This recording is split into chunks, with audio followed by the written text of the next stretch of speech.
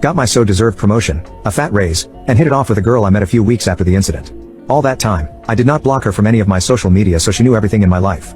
She messaged me every day, tried to convey messages through our friends but I just laughed it off and ignored everything. Last week, her calls got even more aggressive. Had thousands of unread messages from her and I simply ignored them again. Days after, I had police officers at my door and I was taken to the police station to be investigated. They told me she ended her own life and blamed me in her note.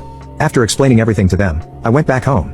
Old mutual friends, her relatives, and even some of my relatives have been blaming me for everything. Some call me a monster, some call me an emotional abuser.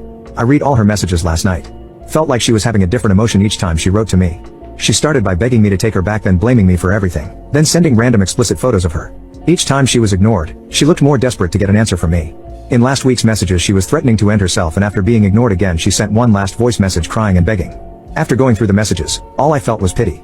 I still do not know why her parents and friends did not notice she was going into a downward spiral.